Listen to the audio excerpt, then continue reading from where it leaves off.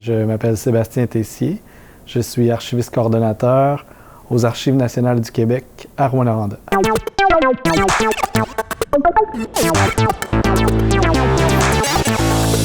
Nous, on s'intéresse à la BANQ aujourd'hui. Est-ce que tu peux nous présenter ce que c'est? En fait, BANQ, c'est une institution culturelle qui chapeaute l'ensemble du Québec. C'est Bibliothèque et Archives nationales du Québec.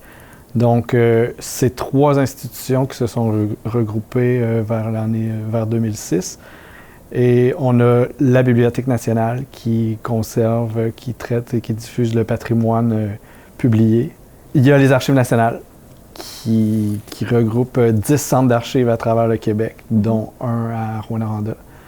Puis nous, on couvre l'Abitibi-Témiscamingue et le nord du Québec. Est-ce qu'il y avait un centre d'archives directement à Rouen au moment où ça a été créé? Non, parce que les Archives nationales ont cette année 100 ans. Donc, la ville de Rouen n'a pas 100 ans. Donc, effectivement. Mais non, le centre d'archives de Rouen a été inauguré en 1980. C'était principalement, dans les débuts, il y avait un centre d'archives à Québec, qui était le premier centre d'archives, le plus grand centre d'archives pour la province du Québec. Et ils ont commencé à peupler tout le territoire pour installer au final 9 autres centres en plus de celui de Québec. OK. Fait que, pour les 10 centres, c'est environ 65 km de documents si on met toutes les boîtes une au côté de l'autre. total ou dans chaque... Non, ici à Rouen, c'est 1,5 km. OK. Les centres de Québec et de Montréal en conservent beaucoup plus. Mais si on met les boîtes une à côté de l'autre, là, ça totalise 1,5 km. Puis on a environ 1 200 000 photos. Justement, ces archives-là, d'où est-ce qu'elles proviennent? On a les archives publiques qui sont les archives gouvernementales. On a les archives judiciaires. Tout ce qui est produit dans les palais de justice est conservé ici. Ce qui est produit par les ministères, les directions régionales déposent leurs archives ici. Puis il y a aussi les archives civiles qui sont constituées des fonds de notaires et du directeur de l'État civil. Donc, c'est des documents qui sont super intéressants là, pour les recherches en généalogie.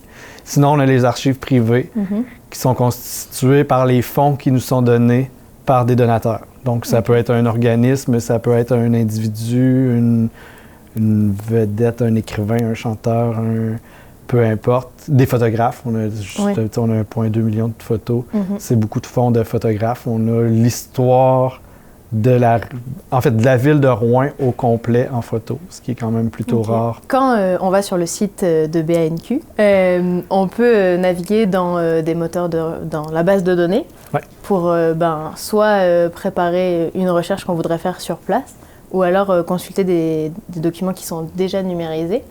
C'est quoi l'avantage de numériser justement les archives, que ce soit sur le plan de la conservation ou même de l'accessibilité?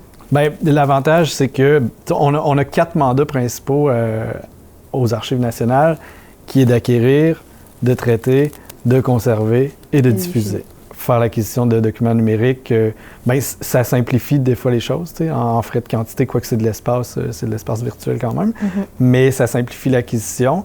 Au niveau du traitement, c'est à cette étape-là que si c'est des documents analogiques, qu'on va les numériser. Souvent, la numérisation va nous servir au traitement. Donc, plutôt que de manipuler les documents originaux, c'est souvent plus facile. Tu sais, quand on parle, là, on a fait l'acquisition du fonds de PAT Communication, c'est des centaines et des centaines et des milliers de cassettes vidéo. Donc, c'est beaucoup plus facile de consulter des fichiers numériques pour le traitement que de mettre la cassette dans le lecteur, peser sur play, reculer, avancer. Donc, ça facilite notre traitement. Puis, pour la conservation,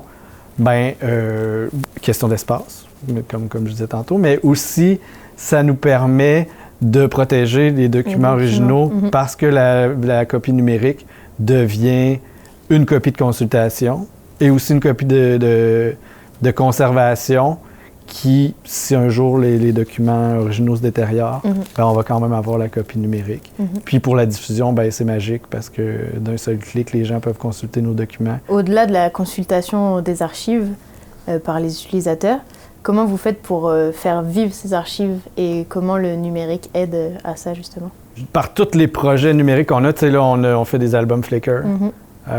Sont quand même assez populaires. Les gens aiment ça. Donc, c'est une façon super simple de donner accès aux gens aux photos.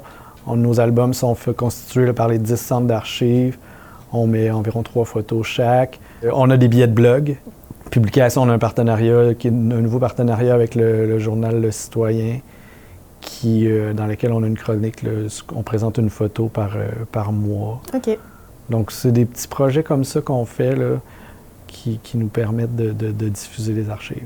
L'une des missions justement des archives, c'est d'inciter les gens à s'intéresser au passé en quelque sorte. Il n'y a pas besoin de faire une dissertation philosophique pour dire à quel point c'est important de connaître son passé pour comprendre le présent et puis même sur un plan personnel d'apprendre plein de choses. Comment est-ce que vous avez des projets en place qui permettent de justement démocratiser un peu cet accès aux archives? Justement, tous ces projets-là, tu sais, c'est de tous les projets de diffusion qu'on a, le but aussi, c'est de faire comprendre aux gens, tu sais, oui, l'intérêt, et qu'ils réalisent que l'histoire, surtout dans la région ici, elle est près d'eux. Tu sais, c'est ton grand-père, c'est ton arrière-grand-père là, qui a bâti ça. Là. La vie, ouais. Fait que, tu sais, tu vas reconnaître des choses, tu vas facilement t'associer personnellement à l'histoire de la région de l'Abitibi-Témiscamingue et le nord du Québec aussi. Donc, c'est concret, c'est quelque chose de vivant encore. Là. C'est pas... c'est super beau, l'histoire de la Nouvelle-France ou le régiment de l'armée de Montcalm et tout, mais c'est loin, c'est vieux. Là, on est encore dedans. Là. Fait que, tu peux en parler avec tes parents ou avec tes grands-parents, puis ils l'ont vécu, ça. Là. Fait que c'est trippant. Puis tu sais, je trouve ça triste, d'ailleurs, qu'il n'y ait pas de cours d'histoire régionale dans les classes. Là, ça pourrait mettre en valeur nos archives encore plus. Les gens, il y aurait plus de sujets de recherche, plus de thèses de maîtrise sur l'histoire de la région. Puis on a les sources ici. Là, on sont tous en arrière, les sources premières de cette belle histoire-là. Là. Est-ce que vous avez des projets futurs? Oui, on a des très beaux projets qui s'en viennent. Présentement, on est en train de préparer une capsule parce que justement, c'est le 100e anniversaire des Archives nationales, pas de BANQ, mais des Archives nationales.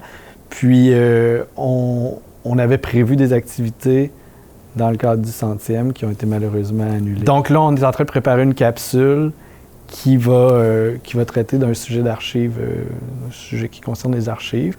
On a aussi, on vient de terminer là, la sélection d'un artiste qui va pouvoir produire une œuvre d'art publique permanente qui va être exposée dans notre centre d'archives. Donc, sous peu, ça va être annoncé les gagnants. Donc, c'est un super beau projet.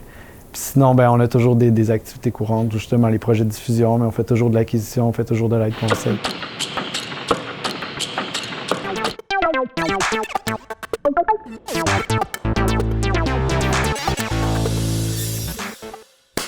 Oh, il y a comme un petit rayon là, regardez. À ces fameux filtres de caméra, utilisés pour rajouter un peu de coquinerie dans ses publications ou ses stories. Ah mais c'est combien drôle! Rien de plus comique qu'une intelligence artificielle détectant chaque petite parcelle de ton visage pour créer la joke du siècle. Regarde, je suis un chat, là! Hilarant. Saviez-vous qu'en septembre 2018, d'après les internautes canadiens, 76,5% d'entre eux se sentaient concernés par le vol d'identité sur le web ou l'usurpation d'identité? Une chance qu'on a des filtres de chat calculant et stockant chaque petite donnée de notre visage dans un serveur privé d'une grande compagnie. Ben voyons, pourquoi autant d'ironie et de condescendance? Pourtant, je suis hilarant. Oui, filtre de chat, tu es comique. Mais là n'est pas la question. Avec tout ce qui s'est passé dans les dernières années, avec le vol de données et aux rumeurs des ventes des informations des utilisateurs aux géants du web, on peut se poser la question, quoi le vrai impact de l'accessibilité des grandes compagnies du web sur nos données? Puis qu'est-ce que ça change que Facebook sache que j'aime la page de Star Academy? À notre ère, le but premier d'une grande compagnie comme Facebook, Twitter, Google, Instagram, etc. est toujours dans la croissance. Augmentation du trafic, du nombre d'abonnés et du temps passé sur la plateforme. D'ailleurs, dans le documentaire The Social Dilemma sur Netflix, on prend conscience que les plateformes savent comment aller chercher plus d'abonnés et savent comment amener encore plus d'abonnés vers l'application. Tu sais, leur but, eux, c'est ils veulent que tu passes plus de temps là-dessus, là. Je suis libre de mes propres choix.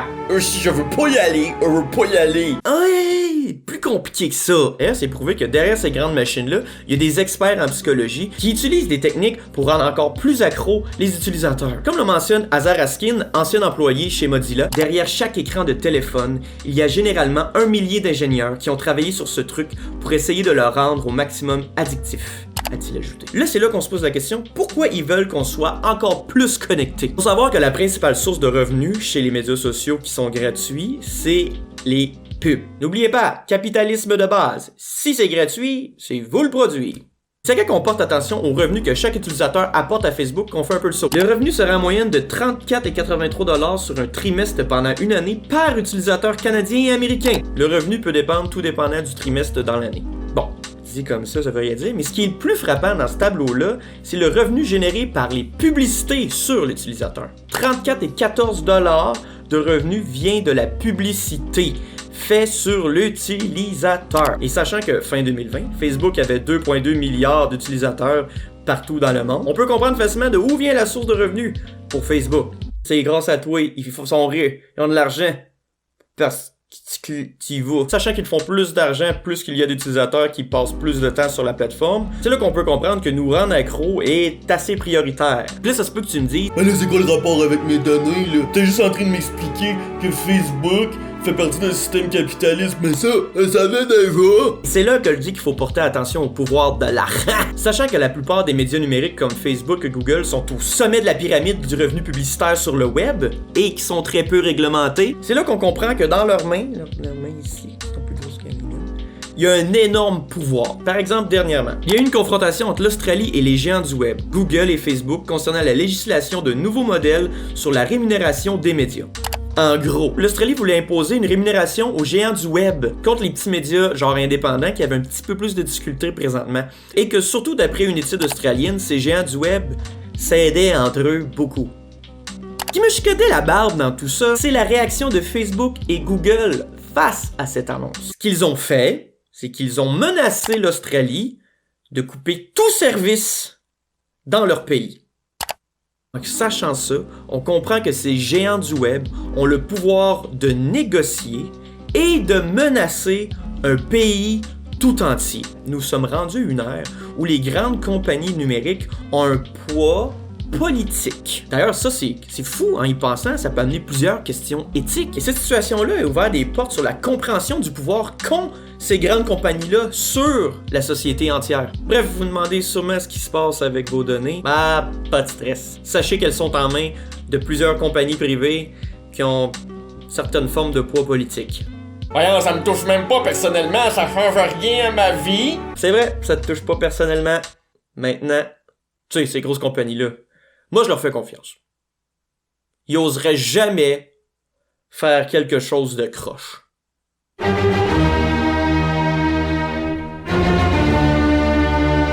Bon, vidéo finie. Je peux enfin aller bâcher les participants de Big Brother's Facebook.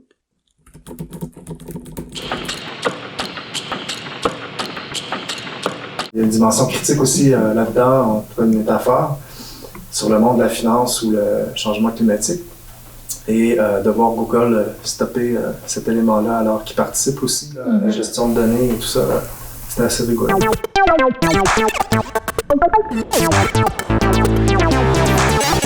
Est-ce que tu pourrais te présenter? Martin Beauregard, je suis professeur en création de nouveaux médias à l'UQAT.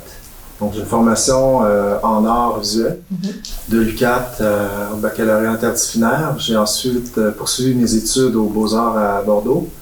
Et ensuite, j'ai fait un doctorat en études et pratiques des arts à l'UQAM et en arts et sciences de l'art à Pax-Sorbonne. Tu as aussi un aspect, en plus de ta casquette de prof, d'artiste. Et comment tu définirais ton art? J'ai une préoccupation en lien avec la narrativité de l'image, c'est-à-dire comment l'image renvoie ou réfère à des récits, à la fois historiques, individuels et collectifs, et aussi imaginaires. J'ai d'abord abordé cet intérêt-là à travers plutôt la photographie de l'image fixe. Ensuite de ça, ça s'est développé à travers des propositions qui sont plutôt en lien avec les arts numériques, notamment le cinéma et l'utilisation d'algorithmes, et maintenant plutôt vers l'impression 3D. Qu'est-ce que tu veux véhiculer comme message dans ton travail, dans tes œuvres? Lorsque je travaille, ce sera plutôt de développer des pratiques en art visuel ou médiatique. C'est certain que je pense au message à la fin, mais je me situerais davantage du côté de la pratique par rapport au fait que lorsqu'on passe un message, pour moi, on est plutôt dans le domaine de la communication. Pour moi, le langage en art visuel, c'est différent, c'est de faire passer souvent des messages, mais qui laissent quand même une large place au spectateur dans l'interprétation de l'œuvre. Je dirais que c'est un travail qui est autour des arts de l'empreinte, c'est-à-dire comment est-ce qu'on réfléchit la trace, la mémoire collective ou individuelle. Et l'autre aspect sera en lien avec l'écologie et l'intersectorialité, donc comment on réfléchit aussi les rapports entre les humanités environnementales, les humanités numériques, et comment on réfléchit la trace aussi, que ce soit par rapport à l'impact écologique qu'on peut avoir sur l'environnement, mais aussi par rapport aux processus qui sont mis en œuvre. J'essaie de réfléchir tout ça à travers des nouvelles technologies comme par exemple l'impression 3D. De quelle manière, toi, tu intègres la technologie dans ton travail artistique? Pour moi, c'est d'abord un support, la technologie ou le médium. On pourrait parler aussi de la peinture comme technologie, dans le sens où c'est des outils qui servent à traduire une idée ou une forme d'expression.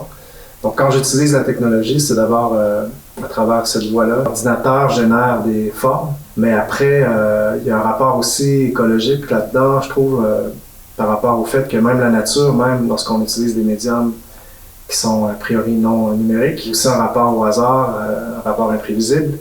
Donc, il y a aussi des idées qui sont générées, donc on peut dire par l'artiste, mais qui proviennent aussi, ou qui se manifestent à travers l'expérimentation. Dans mon procédé, c'est moins de concevoir une idée et ensuite de l'exécuter à travers l'outil. C'est plutôt de faire émerger des idées à travers l'utilisation, l'expérimentation des outils numériques. Donc, il y a quelque chose de très naturel, je pense, aussi là-dedans. C'est ce rapport-là, peut-être, homme-machine qui m'intéresse. Ton œuvre E-Trade Capture Overseas compile des informations, des images, des archives aussi. Et elle était également liée à l'actualité du flux boursier. Est-ce que tu peux nous décrire un peu cette œuvre-là? C'est une œuvre qui est issue d'un travail précédent qui, le titre, c'est L'impossibilité d'une île, qui était une animation virtuelle qui se développait en temps réel, c'est-à-dire qui est animée à partir d'algorithmes, qui est intégré directement dans l'animation vidéo, qui montrait des plans sur la mer et des objets qui flottent et qui s'accumulent pour former des masses étranges qui flottent au-dessus de la mer, dans la mer, et qui sont composés en partie d'objets issus de la migration. J'ai travaillé en équipe, avec une équipe de recherche à l'UQAT pour ce volet-là, et avec l'équipe, il y avait un volet qui était lié à l'interaction avec des données externes, notamment des données de la bourse. Et là, l'idée, c'était de pouvoir travailler la photo comme document.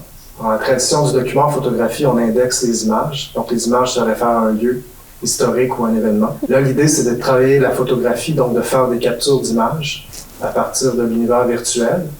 Donc, il y a quelque chose de photographique dans la prise visuelle d'une image, d'un lieu, d'un paysage qui, dans ce cas-ci, est virtuel, mais qui est aussi indexé aux données financières ou climatiques. Donc, chaque image était porteuse de la référence à un certain moment donné. Les données de la bourse, c'est quand même des données sensibles. Et j'ai vu que ça avait causé une coupure d'accès sur toute la ville de Val d'Or parce qu'on a eu l'impression qu'il y avait que ça avait été hacké. Comment ça s'est vraiment passé, puis comment ça s'est passé pour toi, en fait, avec cette expo-là? En fait, c'est que le système avait dans sa programmation une requête qui était lancée sur le web à plusieurs instants, je crois à la minute. Et il y a une autre programmation qui est celle de Google qui détecte les connexions d'un ordinateur en ligne. Et lorsqu'il y a plusieurs connexions, il y a un moment où Google va détecter éventuellement ce qui peut être un robot qui tenterait d'hacker le système. Aujourd'hui, les données personnelles des utilisateurs, c'est un peu au cœur de l'éthique technologique. Est-ce que toi, ça t'inspire quelque chose? Qu'est-ce que tu en penses? Toute la question éthique réside, à mon avis, dans l'utilisation des données. Et c'est pas bon ou mauvais, c'est tout simplement ce qu'on va en faire. Et c'est pas un cas unique dans l'histoire des sciences. On a des questions similaires par rapport aux cellules souches d'embryons. Donc, quel embryon on utilise? Est-ce qu'on utilise des fœtus qui proviennent d'avortements? Est-ce qu'on peut les utiliser ou non? Donc, il y a des comités scientifiques qui gèrent ces questions-là éthiques. Et pour le type de travail que moi j'ai produit, il y aurait peut-être une autre question, c'est plutôt lié à la numérisation des individus, des identités. Dans les possibilités du NIL, c'est un peu ça aussi. Qu'est-ce qu'on fait à travers cette masse de données, finalement, qui dirige les représentations du monde? Est-ce que, finalement, on n'est pas en train de déshumaniser une partie de la planète aussi? Est-ce que tu as des projets à venir? Oui, plusieurs projets, plutôt dans le domaine de l'impression 3D. Donc là, je me suis intéressé à ces rapports entre l'art, l'écologie, par rapport à la réutilisation de matières résiduelles forestières. Je travaille en collaboration notamment avec le Board Biomatériaux. Donc on travaille précisément là, sur des projets d'impression 3D qui sont à la fois, qui utilisent différentes technologies, notamment le filament, donc à base de plastique biodégradable, mais aussi l'argile pour des projets qui seraient plutôt liés aux arts et au design. Donc, c'est comment utiliser cette matière-là résiduelle pour lui donner une seconde vie à travers la production de nouveaux matériaux, mais aussi de nouveaux objets. Justement, le gros titre, c'était Tinder for the Crees. Alors, le Tinder pour les relations avec les cris. Alors, je trouvais que c'était très approprié.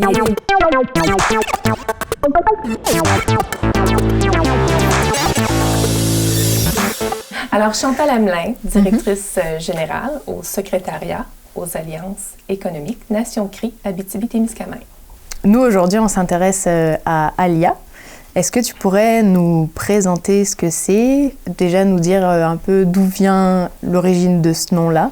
Quels sont les objectifs? Depuis quand ça existe? Alia est une plateforme électronique de maillage et de jumelage d'affaires. Alia, c'est le diminutif de Alliance. Alliance qui nous représente très bien au secrétariat. Le secrétariat a été créé en 2002 suite à l'entente de la paix des Braves et qui a été créé afin de maximiser les alliances d'affaires de nos partenaires. Et nos partenaires sont les grandes villes pôles de l'Abitibi-Témiscamingue, la ville de Matagami, avec les CRI du nord du Québec. Et nous avons une très grande fenêtre ouverte sur le Nunavik et les autres Premières Nations. On organise des événements pour rassembler les gens. Mais la pandémie nous a fait vraiment réfléchir et nous a dit, écoute, pour maximiser et pour venir combler le besoin de maximiser nos alliances stratégiques de masse, il faut se trouver un moyen. Et le moyen a été définitivement créé à l'IA. Cette plateforme-là, qui compte présentement approximativement 150 membres actifs. Nos membres ont de très grandes distances entre eux. Alors, Alia vient combler définitivement ce besoin-là et vient remplir le défi que nous avons de la distance entre nous. Concrètement, la plateforme, elle contient un algorithme qui analyse les données que les utilisateurs rentrent quand ils s'inscrivent sur le site. Est-ce que tu peux nous expliquer un peu comment ça fonctionne et puis quel type de données ils doivent renseigner et puis ensuite comment ils sont mis en contact en fait les utilisateurs les uns avec les autres? Oui. L'utilisateur, en premier lieu, doit se rendre sur notre site aliab2b.com. C'est une plateforme payante, alors c'est sûr, il doit accéder à la plateforme. Ensuite, la plateforme te demande tes renseignements personnels. Il y a approximativement une quinzaine de questions à répondre pour vraiment bâtir ton profil pour permettre à l'algorithme de faire le maillage. La première section des questions te demande de l'information sur ton entreprise, ton secteur d'activité, sur quel territoire tu œuvres et ensuite, la deuxième partie te demande qui souhaites-tu rencontrer, sur quel territoire, dans quel secteur d'activité. Et ensuite, l'algorithme avec un taux de compatibilité va suggérer à l'utilisateur des rendez-vous d'affaires selon un pourcentage.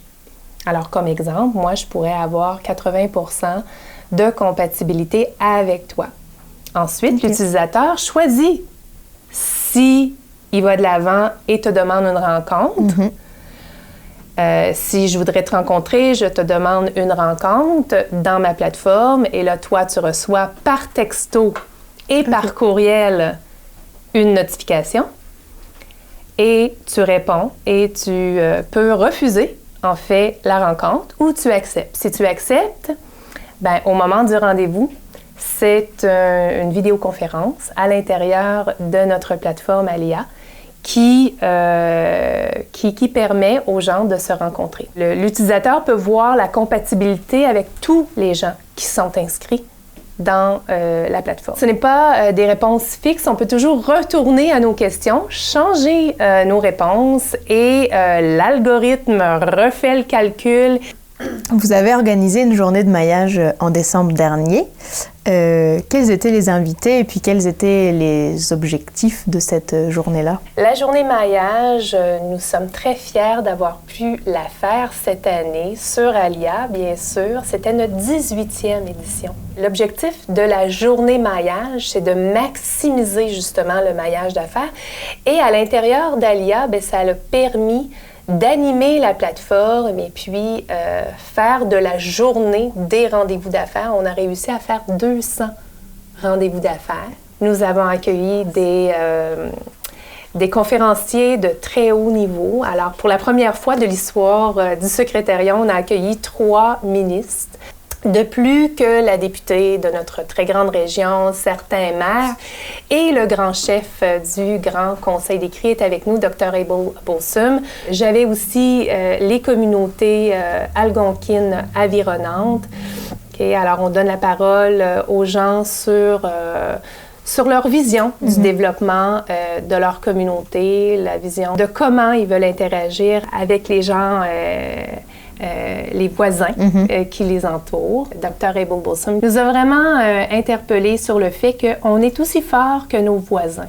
Puis les commentaires étaient très, très positifs. D'ailleurs, Madame Suzy Raté de l'Université du Québec en Abitibi-Témiscamingue, c'est l'agente de liaison, qui était présente à la journée maillage et qui peut effectivement témoigner là, du succès de l'événement.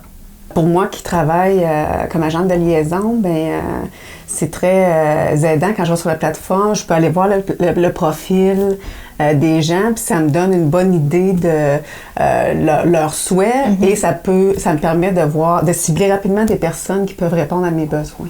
La journée s'est déroulée sensiblement de la même façon que ça se passait dans les années précédentes. J'ai pu même tenir mon kiosque virtuel. Donc, on avait la possibilité de se créer une belle bannière avec notre logo et tout. Les gens viennent cliquer sur le kiosque. Quand ils cliquent sur le kiosque, ils se retrouvent dans une salle virtuelle où on peut discuter. D'autres gens peuvent se joindre à nous. Il y avait aussi une salle commune de réseautage où, quand tu n'avais rien sur ton horaire à un certain moment, tu pouvais aller dans cette salle-là discuter avec différentes personnes.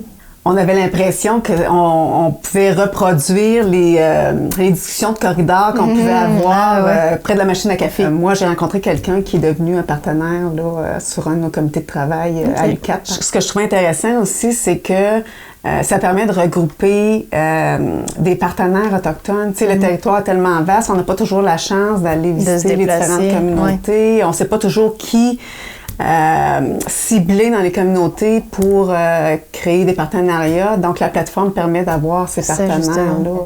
Est-ce que vous avez des projets à venir? Nous avons, bien sûr, notre conférence qui est au printemps, en fait, le 9 et le 10 juin prochain. Ça se déroulera à Amos, bien sûr, en hybride, virtuellement sur la plateforme Alia, mais j'espère à ce moment-là qu'on va pouvoir créer un noyau de rencontres.